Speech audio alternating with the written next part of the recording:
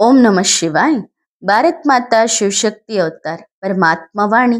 ಓಂ ಪಿತಾಶ್ರೀ ಶಿವತಂದೆಯ ನೆನಪಿದೆಯೇ? ಮುರಳಿಯ ದಿನಾಂಕ 17/4/2026 ಪ್ರಾತಃ ಕ್ಲಾಸ್. ಓಂ ನಮಃ ಶಿವಾಯ.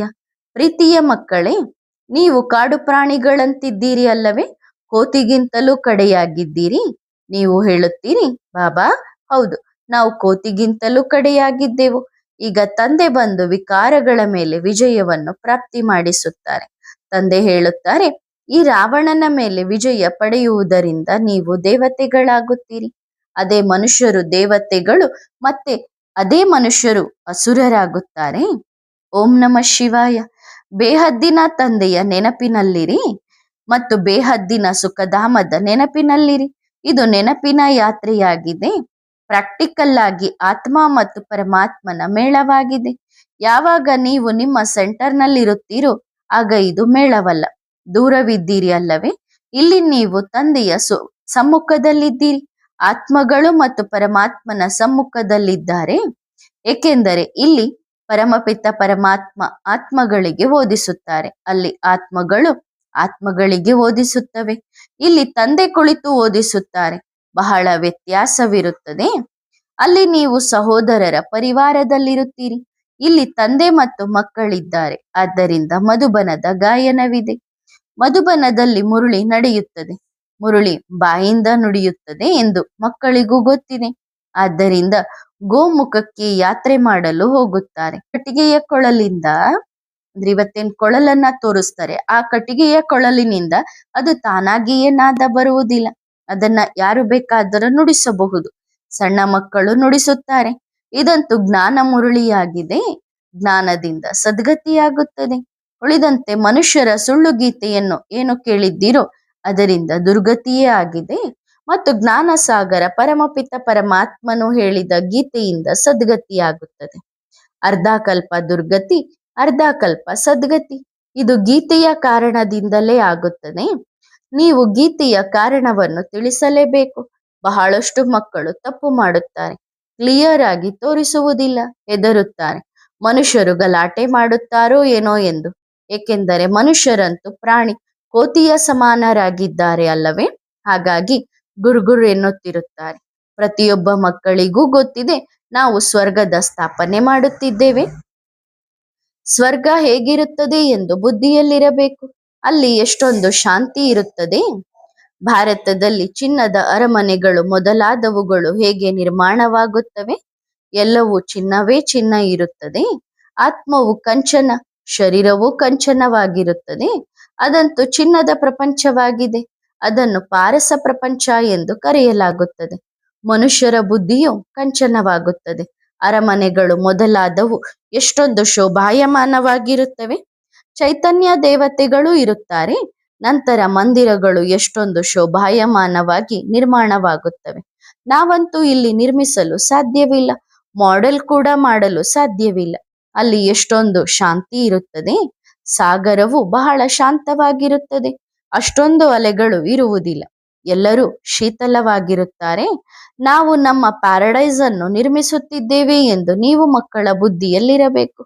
ನೀವು ನಿಮ್ಮ ರಾಜ್ಯ ಭಾಗ್ಯವನ್ನು ಹೇಗೆ ಕಳೆದುಕೊಂಡಿರಿ ಮತ್ತೆ ಹೇಗೆ ಪಡೆಯುತ್ತೀರಿ ಎನ್ನುವುದನ್ನು ತಂದೆ ತಿಳಿಸಿದ್ದಾರೆ. ರಾವಣ 5 ವಿಕಾರಗಳು ನಿಮ್ಮ ರಾಜ್ಯವನ್ನು ಕಸಿದುಕೊಂಡಿವೆ. ಇದರಲ್ಲಿ ಯುದ್ಧ ಇತ್ಯಾದಿಗಳ ಯಾವುದೇ ಮಾತು ಬರುವುದಿಲ್ಲ. ರಾಜ್ಯವನ್ನು ಕಳೆದುಕೊಂಡಿದ್ದು ಯುದ್ಧವಿಲ್ಲದೆ, ಮತ್ತೆ ವಿಜಯವನ್ನು ಯುದ್ಧವಿಲ್ಲದೆ ಪಡೆಯುತ್ತೀರಿ. ಇದು ಬೇಹದ್ದಿನ ಮಾತಾಗಿದೆ ಅಲ್ಲವೇ? 5 ವಿಕಾರಗಳ ಕಾರಣದಿಂದಲೇ ನೀವು ಸೋತಿದ್ದೀರಿ. ಮತ್ತೆ ಅವುಗಳ ಮೇಲೆ ನೀವು ವಿಜಯ ಪಡೆಯುತ್ತೀರಿ. ಇದರಲ್ಲಿ ಯುದ್ಧ ಇತ್ಯಾದಿಗಳ ಪ್ರಶ್ನೆಯೇ ಹೇಳುವುದಿಲ್ಲ. ಈಗ ನೀವು ರಾವಣ ಅರ್ಥಾತ್ 5 ವಿಕಾರಗಳ ಮೇಲೆ ವಿಜಯ ಪಡೆಯುವುದರಿಂದ ನೀವು ಮತ್ತೆ ನಿಮ್ಮ ಸ್ವರ್ಗದ ಮಾಲೀಕರಾಗುತ್ತೀರಿ. ಯಾವುದೇ ಯುದ್ಧ ಇತ್ಯಾದಿಗಳಿಲ್ಲದೆ, ಏಣಿಯ ಚಿತ್ರದಲ್ಲೂ ಯಾವುದೇ ಯುದ್ಧ ಜಗಳಗಳಿಲ್ಲ. ಗೀತೆಯಲ್ಲಿ ಮತ್ತೆ ಯುದ್ಧದ ಮೈದಾನವನ್ನು ತೋರಿಸಿದ್ದಾರೆ, ಅದಂತೂ ಇಲ್ಲ. ರಾಜ್ಯವನ್ನು ನೀವು ಶಿಕ್ಷಣದಿಂದ ಪಡೆಯುತ್ತೀರಿ. ಇದು ಪಾಠಶಾಲೆಯಾಗಿದೆ ಅಲ್ಲವೇ? ಇದರಲ್ಲಿ ಸ್ಥೂಲ ಪರಿಶ್ರಮ ಸ್ವಲ್ಪವೂ ಇಲ್ಲ. ತಂದೆ ಹೇಳುತ್ತಾರೆ, ಈ ಕಣ್ಣುಗಳಿಂದ ಏನೆಲ್ಲ ನೋಡುತ್ತಿದ್ದೀರೋ ಇದೆಲ್ಲವೂ ವಿನಾಶವಾಗುವ ವಸ್ತುಗಳಾಗಿವೆ. ಈಗ ನಿಮ್ಮನ್ನು ತ್ರಿನೇತ್ರಿಯನ್ನಾಗಿ ಮಾಡಲಾಗುತ್ತದೆ. ತ್ರಿನೇತ್ರಿಯಾಗುವುದರಿಂದ ನೀವು ತ್ರಿಕಾಲದರ್ಶಿಗಳಾಗುತ್ತೀರಿ. ತ್ರಿಕಾಲದರ್ಶಿಗಳಾಗುವುದರಿಂದ ತ್ರಿಲೋಕಿನಾಥರಾಗುತ್ತೀರಿ. ಕೃಷ್ಣನನ್ನು ತ್ರಿಲೋಕಿನಾಥ ಎನ್ನುತ್ತಾರೆ, ಶಿವನನ್ನು ತ್ರಿಲೋಕಿನಾಥ ಎನ್ನುವುದಿಲ್ಲ. ಹೌದು, ಅವರು ತ್ರಿಲೋಕಿನಾಥರಾಗುವ ಜ್ಞಾನವನ್ನು ಕೊಡುತ್ತಾರೆ. ವೈಕುಂಠನಾಥ, ಈ ಟೈಟಲ್ ಕೂಡ ಕೃಷ್ಣನದ್ದಾಗಿದೆ. ಅಮರನಾಥ ಎಂದು ಮತ್ತೆ ಶಿವನಿಗೆ ಹೇಳುತ್ತಾರೆ. ಅಮರಪುರಿಗೆ ನೀವು ಹೋಗುತ್ತೀರಿ, ಅಲ್ಲಿ ಮೃತ್ಯು ಅಂತೂ ಇಲ್ಲ. ಈ ಎಲ್ಲಾ ಜ್ಞಾನ ನೀವು ಮಕ್ಕಳು ಮಂಥನ ಮಾಡಬೇಕು. ವಿದ್ಯಾರ್ಥಿಗಳ ಬುದ್ಧಿಯಲ್ಲಿ ಇಡೀ ದಿನ ಶಿಕ್ಷಣವೇ ಇರುತ್ತದೆ ಅಲ್ಲವೇ? ನಿಮ್ಮ ಬುದ್ಧಿಯಲ್ಲೂ ಕೂಡ ಇದೇ ಶಿಕ್ಷಣ ಇದೆ. ಅವರದ್ದು ಹದ್ದಿನದ್ದು ಶಿಕ್ಷಣ, ನಿಮ್ಮದು ಬೇಹದ್ದಿನ ಜ್ಞಾನವಾಗಿದೆ. ಅವರು ವಿದ್ಯಾರ್ಥಿಗಳಾಗಿದ್ದರೆ ನೀವು ವಿದ್ಯಾರ್ಥಿಗಳಾಗಿದ್ದೀರಿ. ಇಲ್ಲಿಯಂತೂ ಸಣ್ಣ ಮಕ್ಕಳು, ಯುವಕರು, ವೃದ್ಧರು ಇತ್ಯಾದಿ ಎಲ್ಲರೂ ಒಟ್ಟಿಗೆ ಓದುತ್ತಾರೆ. ಆ ಯೂನಿವರ್ಸಿಟಿ ಮುಂತಾದವುಗಳಲ್ಲಿ ಕೇವಲ ಯುವಕರು ಮಾತ್ರ ಓದುತ್ತಾರೆ. ವಿಕಾರಿ ದೃಷ್ಟಿ ಇರುತ್ತದೆ. ನಿಮಗೆ ಜ್ಞಾನದ ಮೂರನೇ ನೇತ್ರ ಏನು ಸಿಗುತ್ತದೆಯೋ ಇದು ನಿರ್ವಿಕಾರಿ ದೃಷ್ಟಿಯಾಗಿದೆ. ಆತ್ಮಗಳು ಸಹೋದರರಾಗಿದ್ದಾರಲ್ಲವೇ? ನಾವು ಆತ್ಮಗಳಿಗೆ ತಂದೆ ಓದಿಸುತ್ತಿದ್ದಾರೆ.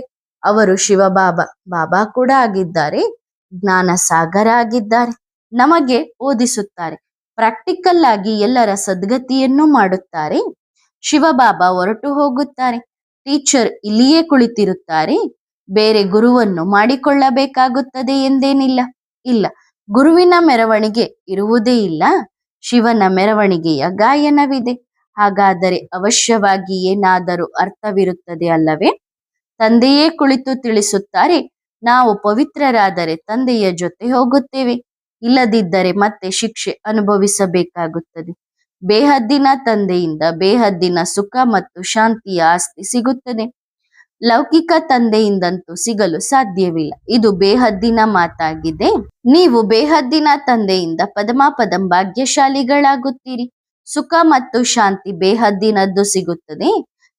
ನಂತರ ಆ ಬೇಹದ್ದಿನ ಆಸ್ತಿಯು 21 ಪೀಳಿಗೆಯದ್ದಾಗಿದೆ. 21 ಜನ್ಮಗಳಲ್ಲ, 21 ಪೀಳಿಗೆ, ಅರ್ಥಾತ್ ನಿಮ್ಮ ವೃದ್ಧಾಪ್ಯದವರೆಗೆ. ಅಲ್ಲಿ ಅಕಾಲ ಮೃತ್ಯು ಆಗುವುದಿಲ್ಲ. ಅಂದ್ರೆ ಸತ್ಯಯುಗದಲ್ಲಿ ಅಕಾಲ ಮೃತ್ಯು ಇಲ್ಲ. ಇಲ್ಲಿ ಆಕಸ್ಮಿಕವಾಗಿ ಯಾರಾದರೂ ಸಾಯುತ್ತಾರೆ, ಇಡೀ ಕುಟುಂಬವೇ ಸಾಯುತ್ತದೆ. ಆಕ್ಸಿಡೆಂಟ್ ಆದರೆ ಇಡೀ ಕುಟುಂಬವೇ ಸಾಯುತ್ತದೆ. ಅಲ್ಲಿ ಈ ಮಾತುಗಳೇ ಇರುವುದಿಲ್ಲ. ಸಾಗರವು ಇಲ್ಲಿ ಅಲೆಗಳೆದ್ದಷ್ಟು ಅಲ್ಲಿ ಅಲೆಗಳೇಳುವುದಿಲ್ಲ. ಪ್ರಕೃತಿ ನಿಮ್ಮ ದಾಸಿಯಾಗುತ್ತದೆ. ಈಗ ನೀವು ಪ್ರಕೃತಿಯ ದಾಸರಾಗಿದ್ದೀರಿ. ಇಲ್ಲಿ ನೀವು ಡೈರೆಕ್ಟ್ ಆಗಿ ಕೇಳುತ್ತೀರಿ, ಹಾಗಾಗಿ ನಿಮಗೆ ಖುಷಿಯೂ ಆಗುತ್ತದೆ, ಧಾರಣೆಯೂ ಚೆನ್ನಾಗಿ ಆಗುತ್ತದೆ. ಆದರೆ ಮಾಯೆ ಇದೆ ಅಲ್ಲವೇ?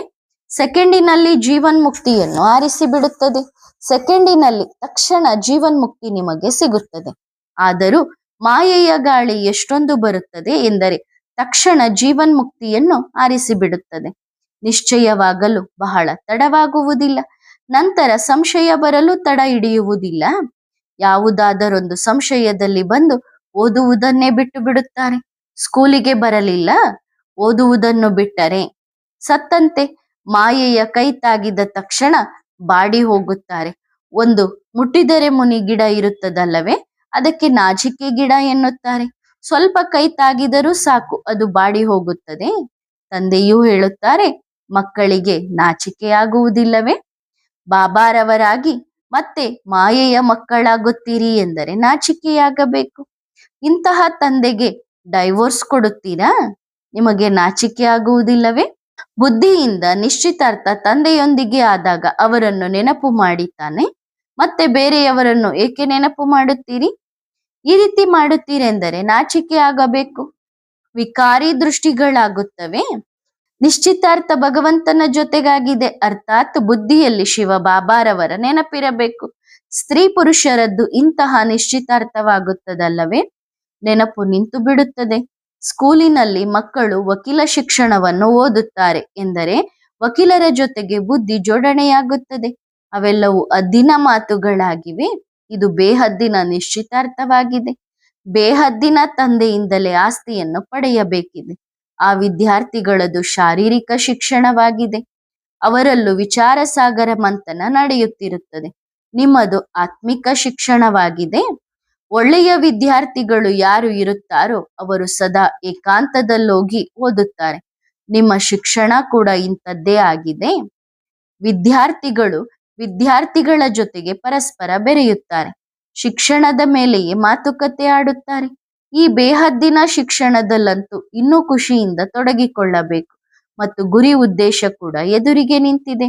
ಯಾರದ್ದಾದರೂ ತಂದೆ ಹೊಸ ಅರಮನೆ ಕಟ್ಟಿದರೆ ಖುಷಿಯಾಗುತ್ತದೆ. ಎಲ್ಲರಿಗೂ ತೋರಿಸುತ್ತಾರೆ ನಮ್ಮದು ಹೇಗೆ ನಿರ್ಮಾಣವಾಗುತ್ತಿದೆ ಎಂದು.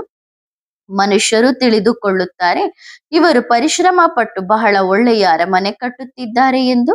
ನಮ್ಮ ಅರಮನೆಗಳು ಇತ್ಯಾದಿ ಬಹಳ ಚೆನ್ನಾಗಿ ನಿರ್ಮಾಣವಾಗುತ್ತವೆ ಎಂದು ನೀವು ಮಕ್ಕಳಿಗೂ ಗೊತ್ತಿದೆ. ಈಗ ಕೇವಲ ಯಾರು ಸ್ವರ್ಗದ ಮಾಲೀಕರಾಗಿದ್ದಾರೋ ಅವರಿಗೆ ಸಾಕ್ಷಾತ್ಕಾರವಾಗುತ್ತದೆ. ಮುಂದೆ ಹೋಗುತ್ತಾ ನಿಮಗೆ ಸ್ವರ್ಗವು ನೋಡಲು ಸಿಗುತ್ತದೆ. ಐಡಿಯಾ ಸಿಗುತ್ತದೆ ನಾವು ಇಂತಹ ಅರಮನೆಗಳನ್ನು ಕಟ್ಟುತ್ತೇವೆ ಎಂದು. ಆದರೆ ಆ ಫೈನಲ್ ಸಾಕ್ಷಾತ್ಕಾರವು ವಿಜಯಮಾಲೆಯ ಮಣಿಗಳಾಗುವವರಿಗೆ ಆಗುತ್ತದೆ. ಮಹಾರಥಿಗಳಾಗಿರುತ್ತಾರೆ. ಬಾಪ್ ದಾದಾರವರ ಹೃದಯದ ಮೇಲೆ ಕುಳಿತಿರುವವರಾಗಿರುತ್ತಾರೆ. ಬಾಬಾ ಇಲ್ಲಿ ಕುಳಿತಾಗ ಯಾರೆಲ್ಲ ನೆನಪಾಗುತ್ತಾರೆ? ಯಾರು ಸೇವಾದಾರಿ ಮಕ್ಕಳಿದ್ದಾರೋ ಅವರು. ಒಮ್ಮೆ ಅಹಮದಾಬಾದ್, ಒಮ್ಮೆ ಬಾಂಬೆ, ಒಮ್ಮೆ ಕಲ್ಕತ್ತಾಗೆ ಹೋಗುತ್ತೇನೆ. ಈ ಮಕ್ಕಳು ಬಹಳ ಒಳ್ಳೆಯ ಸೇವೆ ಮಾಡುತ್ತಾರೆ. ಲೌಕಿಕ ತಂದೆಗೂ ಫಸ್ಟ್ ಕ್ಲಾಸ್ ಮಕ್ಕಳು ನೆನಪಾಗುತ್ತಾರೆ ತಾನೆ. ಯಾರು ಆಜ್ಞೆಯನ್ನೇ ಪಾಲಿಸುವುದಿಲ್ಲವೋ ಅವರನ್ನು ಸ್ವಲ್ಪವೇ ನೆನಪು ಮಾಡುತ್ತಾರೆ. ಬೇಹದ್ದಿನ ತಂದೆಯು ಒಳ್ಳೆಯ ಹೂವುಗಳನ್ನು ನೋಡುತ್ತಾರೆ. ಇದು ಬಹಳ ಒಳ್ಳೆಯ ಹೂವು, ಬಹಳ ಒಳ್ಳೆಯ ಸೇವೆ ಮಾಡುತ್ತಾರೆ. ತಂದೆಯ ಹೃದಯದ ಮೇಲೆ ಕುಳಿತಿರುತ್ತಾರೆ. ದೇಹಾಭಿಮಾನ ಇರುವುದಿಲ್ಲ. ಇಲ್ಲಿ ಸುಖ ಪಡೆಯುವ ದುರಾಸೆ ಇರುವುದಿಲ್ಲ. ಸುಖ ಪಡೆಯುವ ಚಿಂತೆ ಇಟ್ಟುಕೊಳ್ಳುವುದಿಲ್ಲ. ಆತ್ಮಾಭಿಮಾನಿಗಳು ಬಹಳ ಶಾಂತವಾಗಿರುತ್ತಾರೆ. ಕೆಲವೊಂದು ಮುಖ್ಯ ಬ್ರಾಹ್ಮಣಿಯರು ಇಲ್ಲಿಯೇ ಬಹಳ ಆರಾಮಾಗಿರುತ್ತಾರೆ. ದಾಸದಾಸಿಯರನ್ನು ಇಟ್ಟುಕೊಳ್ಳುತ್ತಾರೆ. ಹಾಸಿಗೆಗೆನೆ ಚಹಾ ತೆಗೆದುಕೊಂಡು ಬಾ ಎಂದು ಹೇಳುತ್ತಾರೆ. ಇದನ್ನು ಮಾಡು, ಅದನ್ನು ಮಾಡು ಎಂದು ಹೇಳುತ್ತಾರೆ. ಅವರನ್ನು ಬಾಬಾ ದೇಹಾಭಿಮಾನಿಗಳು ಎಂದು ತಿಳಿದುಕೊಳ್ಳುತ್ತಾರೆ. ತಂದೆ ಎಷ್ಟೊಂದು ನಿರಹಂಕಾರಿಯಾಗಿದ್ದಾರೆ. ಮಕ್ಕಳಿಗೆ ದೊಡ್ಡ ದೊಡ್ಡ ಮ್ಯೂಸಿಯಂ ಸಿಕ್ಕಿಬಿಟ್ಟರೆ ಸಾಕು, ತಮ್ಮ ಆಜ್ಞೆ ಚಲಾಯಿಸಲು ಶುರು ಮಾಡುತ್ತಾರೆ. ರಾಣಿಯರಂತೆ ನಡೆಯುತ್ತಾರೆ. ತಂದೆಯಂತೂ ಹೇಳುತ್ತಾರೆ, ನಾನು ನಿಮ್ಮ ಅತ್ಯಂತ ವಿಧೇಯ ಸೇವಕ ಆಗಿದ್ದೇನೆ. ನೀವು ನನ್ನನ್ನು ಪತಿತ ಪ್ರಪಂಚದಲ್ಲಿ ಕರೆಯುತ್ತೀರಿ, ಮತ್ತೆ ಯಾವಾಗ ಪಾವನ ಪ್ರಪಂಚದಲ್ಲಿ ಕರೆಯುತ್ತೀರಿ? ನಾನು ಬಂದು ನೋಡಲಿ ನೀವು ಎಂತೆಂತಹ ಒಳ್ಳೆಯ ಅರಮನೆಗಳಲ್ಲಿ ಇರುತ್ತೀರಿ ಎಂದು ಕರೆಯುತ್ತೀರಾ? ನನಗೆ ಹಳೆಯ ಪ್ರಪಂಚದಲ್ಲಿ ಆಮಂತ್ರಣ ಕೊಡುತ್ತೀರಿ? ನಾನು ನಿಮ್ಮ ಭಗವಂತ ಸ್ನೇಹಿತನಾಗಿದ್ದೇನೆ. ಅವರಿಗೆ ಖುದಾ ದೋಸ್ತ್ ಅಲ್ಲಾ ಔಲದ್ದೀನ್ ಎಂದು ಹೇಳುತ್ತಾರೆ. ಮಕ್ಕಳಿಗೆ ಹೊಡೆದಾಗ ಕಾನೂನಿನ ಖಜಾನೆಗಳು ಹೊರಬಂದವು ಎಂದು ತೋರಿಸುತ್ತಾರೆ. ಇದು ಕಥೆಯಾಗಿದೆ. ನಿಮಗೂ ವೈಕುಂಠದ ಸಾಕ್ಷಾತ್ಕಾರವಾಗುತ್ತದೆ. ಮಕ್ಕಳು ಎಲ್ಲದರ ಸಾಕ್ಷಾತ್ಕಾರ ಮಾಡಿಕೊಂಡಿದ್ದಾರೆ. ಅಲ್ಲಿ ಹೇಗೆ ಸ್ವಯಂವರವಾಗುತ್ತದೆ, ಮತ್ತೆ ಮಕ್ಕಳು ಹೇಗಿರುತ್ತಾರೆ, ಇವೆಲ್ಲದರ ಸಾಕ್ಷಾತ್ಕಾರ ಮಾಡುತ್ತಿದ್ದರೂ ಈಗ ಅದಿಲ್ಲ. ಹಾಗಾಗಿ ತಂದೆ ತಿಳಿಸುತ್ತಾರೆ, ಮಕ್ಕಳೇ, ಪುರುಷಾರ್ಥ ಎಂತಹದ್ದನ್ನು ಮಾಡಬೇಕೆಂದರೆ ಇದಾಗಬೇಕು. ಎಷ್ಟು ಹತ್ತಿರ ಬರುತ್ತಾ ಹೋಗುತ್ತೀರೋ ನಿಮಗೆ ಚಿನ್ನ ವಜ್ರಗಳ ಅರಮನೆಗಳು ಹೊಳೆಯುತ್ತಿರುವುದು ಕಾಣಿಸುತ್ತವೆ. ನಾವು ನಮಗಾಗಿಯೇ ಶ್ರೀಮತದಂತೆ ರಾಜ್ಯವನ್ನು ಸ್ಥಾಪನೆ ಮಾಡುತ್ತಿದ್ದೇವೆ ಎಂದು ನೀವು ಮಕ್ಕಳಿಗೆ ಗೊತ್ತಿದೆ. ಖುಷಿಯ ಮಾತಾಗಿದೆ ಅಲ್ಲವೇ? ಇದು ಪ್ರಾಕ್ಟಿಕಲ್ ಮಾತಾಗಿದೆ, ಥಿಯರಿಟಿಕಲ್ ಅಲ್ಲ, ಅಂದ್ರೆ ಕಟುಕತೆ ಅಲ್ಲ. ದಿನ ಪ್ರತಿದಿನ ನೀವು ಮಕ್ಕಳಿಗೆ ಖುಷಿಯ ಪಾದರಸ ಮೇಲೇರಬೇಕು. ಲಕ್ಷ್ಮೀನಾರಾಯಣರು ಅವಶ್ಯವಾಗಿ ಹೊಸ ಪ್ರಪಂಚದಲ್ಲಿರುತ್ತಾರೆ ಎಂದು ನಿಮಗೆ ಗೊತ್ತಿದೆ. ನಂತರ 2 ಕಲೆಗಳಾಗುತ್ತವೆ. ಆಗ ಎಷ್ಟೊಂದು ಹೊಸ ಅರಮನೆಗಳು ಇರುವುದಿಲ್ಲ, ಅಷ್ಟೊಂದು ಖುಷಿಯೂ ಇರುವುದಿಲ್ಲ. 2 ಕಲೆಗಳು ವ್ಯತ್ಯಾಸವಾಗುತ್ತದೆ. ತ್ರೇತಾಯುಗವನ್ನು ಸ್ವರ್ಗ ಎನ್ನುವುದಿಲ್ಲ. ಸತ್ಯಯುಗವನ್ನು ಸ್ವರ್ಗ, ತ್ರೇತಾಯುಗವನ್ನು ಸೆಮಿ ಸ್ವರ್ಗ ಎನ್ನುತ್ತಾರೆ. ದ್ವಾಪರ ಯುಗವನ್ನು ನರಕ ಎನ್ನುತ್ತಾರೆ. ದ್ವಾಪರ ಯುಗದಲ್ಲಿ ಆದರೂ ಒಳ್ಳೆಯವರಾಗಿರುತ್ತಾರೆ. ಕಲಿಯುಗದಲ್ಲಂತೂ ಕಲೆಗಳು ಇನ್ನೂ ಕಡಿಮೆಯಾಗುತ್ತವೆ. ಈಗಂತೂ ಕಲಿಯುಗದ ಅಂತ್ಯವಾಗಿದೆ. ಇದನ್ನು ಕುಂಭಿಪಾಕ ನರಕ ಎಂದು ಕರೆಯಲಾಗುತ್ತದೆ, ರೌರವ ನರಕ ಎಂದು ಕರೆಯಲಾಗುತ್ತದೆ. ಕುಂಭಕರ್ಣನ ನಿದ್ರೆಯಲ್ಲಿರುವ ಅಸುರರಾಗಿದ್ದಾರೆ ಅಲ್ಲವೇ? ವಿಕಾರಿಗಳಿಗೆ ಕುಂಭಿಪಾಕ ನರಕದಲ್ಲಿರುವ ಕುಂಭಕರ್ಣ ಎನ್ನುತ್ತಾರೆ. ಎಷ್ಟೊಂದು ಒಳ್ಳೆಯ ಹೆಸರುಗಳಿವೆ. ಆದರೆ ಮನುಷ್ಯರು ತಿಳಿದುಕೊಳ್ಳುವುದು ಸ್ವಲ್ಪವೇ. ಇವರಿಗೆ ಹಣ ಸಂಪತ್ತು ಬಹಳಷ್ಟಿದ್ದರೆ ತಮ್ಮನ್ನು ಸ್ವರ್ಗದಲ್ಲಿದ್ದೇವೆ ಎಂದು ತಿಳಿದುಕೊಳ್ಳುತ್ತಾರೆ. ನಾವಂತೂ ತಿಳಿದುಕೊಳ್ಳುತ್ತೇವೆ ಇವರು ಸತ್ಯಯುಗ ತ್ರೇತಾಯುಗದಲ್ಲಿ ಬರುವುದೇ ಇಲ್ಲ ಎಂದು. ನಂತರ ಅಂತ್ಯದಲ್ಲಿ ಬರುತ್ತಾರೆ. ಯಾರು ಸ್ವಲ್ಪವಾದರೂ ಜ್ಞಾನವನ್ನು ಕೇಳುತ್ತಾರೋ ಅವರು ಅವಶ್ಯವಾಗಿ ಬರುತ್ತಾರೆ. ಈ ಜ್ಞಾನ ಇಂತಹದ್ದೇ ಸಿಗುತ್ತದೆ. ಗೃಹಸ್ಥ ವ್ಯವಹಾರದಲ್ಲಿರುತ್ತಾ ಪವಿತ್ರರಾಗಬೇಕು ಮತ್ತು ಶಿಕ್ಷಣದಲ್ಲಿ ವಿಚಾರಸಾಗರ ಮಂಥನ ಮಾಡಬೇಕು. ಈಗ ಸ್ವಲ್ಪ ವಿಚಾರಸಾಗರ ಮಂಥನ ಆಗುತ್ತದೆ. ಮುಂದೆ ಹೋಗುತ್ತಾ ಹೋಗುತ್ತಾ ಹೆಚ್ಚಾಗುತ್ತಿರುತ್ತದೆ. ಸಾವು ಕೂಡ ಅವಶ್ಯವಾಗಿ ಆಗಬೇಕಿದೆ. ನಂತರ ನಿಮ್ಮಲ್ಲಿ ಬಹಳ ಶಕ್ತಿ ಬರುತ್ತದೆ. ಬಹಳಷ್ಟು ಜನ ಬಂದು ತಂದೆಯಿಂದ ಆಸ್ತಿಯನ್ನು ಪಡೆಯುತ್ತಾರೆ. ಬಹಳಷ್ಟು ಸಹಾಯಕರಾಗುತ್ತಾರೆ. ಕೆಲವರು ಹೆಚ್ಚು ಸಹಾಯ ಮಾಡುತ್ತಾರೆ, ಕೆಲವರು ಸ್ವಲ್ಪ. ನೆನಪಂತೂ ಎಲ್ಲರೂ ಮಾಡುತ್ತಾರೆ ತಾನೆ. ನೆನಪಿನ ಯಾತ್ರೆ ಎಂದರೆ ಶಾಂತಿಯನ್ನು ಸ್ಥಾಪನೆ ಮಾಡುವ ಯಾತ್ರೆ. ಆದ್ದರಿಂದ ಹೇಳಲಾಗುತ್ತದೆ, ಪ್ರತಿಯೊಂದು ಮನೆಯನ್ನು ಇಲ್ಲಿ ಸ್ವರ್ಗವನ್ನಾಗಿ ಮಾಡಿ. ಅಲ್ಲಂತೂ ಸ್ವರ್ಗವೇ ಆಗಿದೆ. ಹೇಳುವ ಅವಶ್ಯಕತೆಯೇ ಇಲ್ಲ. ಇಲ್ಲಿ ಹೇಳಲಾಗುತ್ತದೆ ಸ್ವರ್ಗವನ್ನಾಗಿ ಮಾಡಿ ಎಂದು. ಪ್ರತಿಯೊಬ್ಬರ ಬುದ್ಧಿಯಲ್ಲಿ ಆಲ್ಫ್ ಮತ್ತು ಬೇ ಇದೆ. ಆಲ್ಫ್ ಎಂದರೆ ತಂದೆ, ಬೇ ಎಂದರೆ ಬಾದಶಾಹಿ. ಯಾರು ಬಂದರೂ ಅವರಿಗೆ ಇದನ್ನು ತಿಳಿಸಬೇಕು. ಆಲ್ಫ್ ಬಾಬಾ ಎಂದರೆ ಅಲ್ಲ ಮತ್ತು ಬೇ ಎಂದರೆ ಬಾದಶಾಹಿ. ಆಲ್ಫ್ ಎಂದರೆ ತಂದೆ. ಆಲಿಫ್ನನ್ನು ನೆನಪು ಮಾಡಿದರೆ ಬಾದಶಾಹಿ ಸಿಗುತ್ತದೆ. ಬೇರೆ ಏನು ಹೇಳುವಂಥದ್ದಿಲ್ಲ. ಕೇವಲ ತಮ್ಮನ್ನು ಆತ್ಮ ಎಂದು ತಿಳಿದು ತಂದೆಯನ್ನು ನೆನಪು ಮಾಡಿರಿ. ರಾಜ್ಯ ನಿಮ್ಮದು. ನೀವು ಪೈಗಂಬರರಾಗುತ್ತೀರಿ. ಎಲ್ಲರಿಗೂ ಸಂದೇಶ ಕೊಡುತ್ತೀರಿ. ತಂದೆಯನ್ನು ನೆನಪು ಮಾಡಿದರೆ ಸ್ವರ್ಗದ ರಾಜ್ಯ ನಿಮ್ಮದು. ಯಾರು ಸಂಪೂರ್ಣ ನಿಶ್ಚಯ ಬುದ್ಧಿಯವರಾಗಿರುತ್ತಾರೋ ಮತ್ತು ಬಹಳ ಖುಷಿಯ ಪಾದರಸ ಮೇಲೇರಿರುತ್ತದೆಯೋ ಅವರು ಎಲ್ಲರಿಗೂ ಸಂದೇಶವನ್ನು ತಲುಪಿಸುತ್ತಾರೆ. ಬ್ಯಾಡ್ಜ್ನಲ್ಲೂ 2 ಶಬ್ದಗಳಿವೆ. ಶಿವ ಬಾಬಾರವರನ್ನು ನೆನಪು ಮಾಡುವುದರಿಂದ ಇದಾಗಬೇಕಿದೆ ಅಷ್ಟೇ. ಮತ್ತೆ 84 ಜನ್ಮಗಳ ನಂತರ ಬಂದು ಈ ರೀತಿ ತಮೋಪ್ರಧಾನರಾಗುತ್ತಾರೆ. ಎಷ್ಟೊಂದು ಚೆನ್ನಾಗಿದೆ. ಇವರನ್ನು ನೆನಪು ಮಾಡಿ ಈ ರೀತಿ ಆಗುತ್ತಾರೆ. ಅಂದರೆ ಸಾಧಾರಣ ಮನುಷ್ಯರು ಭಗವಂತನನ್ನು ನೆನಪು ಮಾಡಿ ಲಕ್ಷ್ಮೀ ನಾರಾಯಣರಾಗುತ್ತಾರೆ. ಅವರು ಮತ್ತೆ ಪುನರ್ಜನ್ಮವನ್ನು ಪಡೆಯುತ್ತಾ ಈ ರೀತಿ ಸಾಧಾರಣ ಆಗುತ್ತಾರೆ. ಈಗ ನಾವು ಹಂಸೋ ಇದಾಗುತ್ತಿದ್ದೇವೆ. ಮತ್ತೆ ನಾವೇ ಹಂಸೋ ಅಂದರೆ 84 ಜನ್ಮಗಳ ನಂತರ ನಾವೇ ಸಾಧಾರಣರಾಗುತ್ತೇವೆ. ಮತ್ತೆ ನಾವೇ ಶ್ರೇಷ್ಠರಾಗುತ್ತೇವೆ. ಈ ಚಿತ್ರ ಇಲ್ಲದಿದ್ದರೆ ಅಂದರೆ ಲಕ್ಷ್ಮೀನಾರಾಯಣರ ಚಿತ್ರ ಇಲ್ಲದಿದ್ದರೆ ತಿಳಿಸುವುದು ಸ್ವಲ್ಪ ಕಷ್ಟವಾಗುತ್ತಿತ್ತು. ತಂದೆ ಬ್ರಹ್ಮಾರವರ ಮೂಲಕ ಎಲ್ಲ ಶಾಸ್ತ್ರಗಳ ಸಾರವನ್ನು ತಿಳಿಸುತ್ತಾರೆ. ಹಾಗಾಗಿ ಮತ್ತೆ ಬ್ರಹ್ಮಾರವರ ಕೈಯಲ್ಲಿ ಶಾಸ್ತ್ರವನ್ನು ಕೊಟ್ಟಿದ್ದಾರೆ. ಶಿವ ಬಾಬಾರವರನ್ನು ಹಾರಿಸಿ ಬಿಡುತ್ತಾರೆ.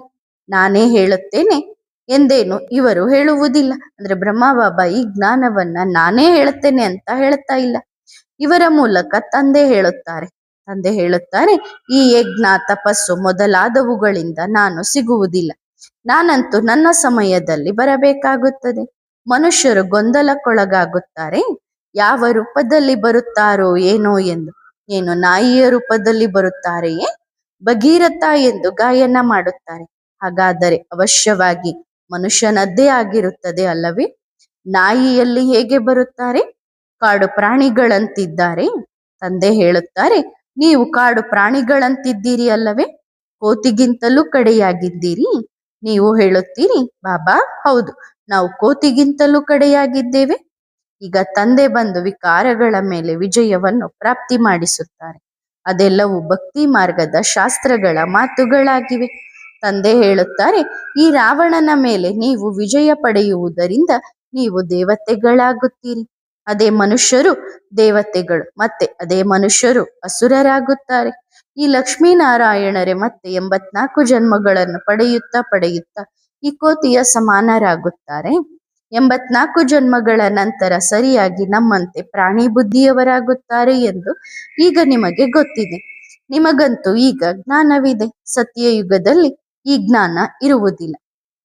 ತಂದೆಗೂ ಅದ್ಭುತ ಎನ್ನುತ್ತಾರೆ. ಯಾರು ಅದ್ಭುತ ಪ್ರಪಂಚವನ್ನು ಸ್ಥಾಪನೆ ಮಾಡುತ್ತಾರೋ ಗಳಿಗೆಗೂ ಹೇಳುತ್ತಾರೆ ಬಾಬಾ ನಾವು ನಿಮ್ಮನ್ನು ಮರೆತು ಬಿಡುತ್ತೇವೆ ಎಂದು. ಅರೆ ತಂದೆಯನ್ನು ಏಕೆ ಮರೆಯುತ್ತೀರಿ? ತಮ್ಮನ್ನಂತೂ ನೀವು ಆತ್ಮ ಎಂದು ತಿಳಿದುಕೊಳ್ಳಿ. ಆತ್ಮಾಭಿಮಾನಿಗಳಾಗುವುದರಲ್ಲಿ ಬಹಳ ಪರಿಶ್ರಮ ಪಡಬೇಕಾಗುತ್ತದೆ. ಜ್ಞಾನದಲ್ಲಿ ಅಷ್ಟೊಂದು ಪರಿಶ್ರಮ ಇರುವುದಿಲ್ಲ. ಇವರು ತಂದೆಯೂ ಆಗಿದ್ದಾರೆ, ಟೀಚರ್ ಕೂಡ ಆಗಿದ್ದಾರೆ, ಸದ್ಗುರುವೂ ಆಗಿದ್ದಾರೆ. ಸರಿ, ತಂದೆಯನ್ನು ಮರೆಯುತ್ತೀರಿ ಎಂದರೆ ಟೀಚರ್ ಅನ್ನಾದರೂ ನೆನಪು ಮಾಡಿರಿ. ಸುವರ್ಣ ಅವಕಾಶ ಇದಾಗಿದೆ. ಎಷ್ಟೊಂದು ಸುಲಭ ಮಾಡಿಕೊಡುತ್ತಾರೆ, ಆದರೂ ಬುದ್ಧಿಯಲ್ಲಿ ಕೂರುವುದಿಲ್ಲ. ಇದಕ್ಕೂ ಡ್ರಾಮಾ ಎನ್ನಲಾಗುತ್ತದೆ. ಒಳ್ಳೆಯದು. ಮಧುರಾತಿ ಮಧುರ ಬಹಳ ಕಾಲದ ನಂತರ ಸಿಕ್ಕಿರುವ ಆತ್ಮಿಕ ಮಕ್ಕಳಿಗೆ ಆತ್ಮಿಕ ಬಾಪ್ತಾದಾರವರ ನೆನಪು, ಪ್ರೀತಿ, ಗುಡ್ ಮಾರ್ನಿಂಗ್ ಮತ್ತು ನಮಸ್ತೆ. ಆತ್ಮಿಕ ಮಕ್ಕಳು ಆತ್ಮಿಕ ತಂದೆಗೆ ಮಾಡುವ ನೆನಪು, ಪ್ರೀತಿ ಮತ್ತು ನಮಸ್ತೆ. ಧನ್ಯವಾದ ಬಾಬಾ. ಶುಕ್ರಿಯಾ. ವರದಾನ: ಮನ್ಮನಾ ಭವ. ಮಾತೆಯರೇ, ಎಲ್ಲರೂ ನಷ್ಟಮೋಹಿಗಳಾಗಿದ್ದೀರಿ ತಾನೆ? ಯಾವಾಗ ತಂದೆಯೊಂದಿಗೆ ಸರ್ವ ಸಂಬಂಧಗಳನ್ನು ಬೆಸೆದುಕೊಂಡಿರೋ ಆಗ ಬೇರೆ ಯಾರಲ್ಲಾದರೂ ಮೋಹ ಇರಲು ಸಾಧ್ಯವೇ? ಸಂಬಂಧವಿಲ್ಲದೆ ಯಾರಲ್ಲೂ ಮೋಹ ಇರಲು ಸಾಧ್ಯವಿಲ್ಲ. ಸದಾ ಇದನ್ನು ನೆನಪಿಡಿ. ಯಾವಾಗ ಸಂಬಂಧವಿಲ್ಲವೋ ಆಗ ಮೋಹ ಎಲ್ಲಿಂದ ಬಂತು? ಮೋಹದ ಬೀಜವೇ ಸಂಬಂಧವಾಗಿದೆ. ಒಂದು ವೇಳೆ ಈಗಲೂ ಮೋಹವಿದ್ದರೆ ಏನನ್ನು ಕಡಿದುಕೊಂಡಿದ್ದೀರಿ, ಏನನ್ನು ಬೆಸೆದುಕೊಂಡಿದ್ದೀರಿ? ಎರಡೂ ಕಡೆ ಇದೆ ಎಂದು ಸಿದ್ಧವಾಗುತ್ತದೆ. ಹಾಗಾದರೆ ಆ ರೀತಿಯಂತೂ ಇಲ್ಲ ತಾನೆ? ಎಲ್ಲರೂ ನಷ್ಟಮೋಹರಾಗಿದ್ದೀರಿ ತಾನೆ? ಮತ್ತೆ ಎಂದಿಗೂ ದೂರು ನೀಡಬಾರದು. ಏನು ಮಾಡುವುದು? ಬಂಧನವಿದೆ, ಬಂಧನ ಕತ್ತರಿಸುತ್ತಿಲ್ಲ ಎಂದು. ಎಲ್ಲಿ ಮೋಹ ನಷ್ಟವಾಯಿತು ಆಗ ಸ್ಮೃತಿ ಸ್ವರೂಪರು ಸ್ವತಃ ಆಗುತ್ತೀರಿ. ಮತ್ತೆ ಕತ್ತರಿಸುತ್ತಿಲ್ಲ, ಅಳಿಯುತ್ತಿಲ್ಲ ಎಂಬ ಈ ಭಾಷೆ ಮುಗಿದು ಹೋಗುತ್ತದೆ. ಸರ್ವ ಪ್ರಾಪ್ತಿ ಸ್ವರೂಪರಾಗುತ್ತೀರಿ. ಸ್ಮೃತಿ ಸ್ವರೂಪ ಅರ್ಥಾತ್ ಮನ್ಮನಾಭವ ಆಗಿರುವವರು ಮನಸ್ಸಿನ ಬಂಧನಗಳಿಂದಲೂ ಮುಕ್ತರಾಗಿರುತ್ತಾರೆ. ತಂದೆಯೊಂದಿಗೆ ಸರ್ವ ಸಂಬಂಧಗಳನ್ನು ಬೆಸೆದುಕೊಂಡರೆ ಸದಾ ಮನ್ಮನಾಭವ ಆಗಿರುತ್ತೀರಿ ಮತ್ತು ಯೋಗಯುಕ್ತ ಬಂಧನ ಮುಕ್ತರಾಗುತ್ತೀರಿ. ಒಳ್ಳೆಯದು. ಓಂ ನಮಃ ಶಿವಾಯ.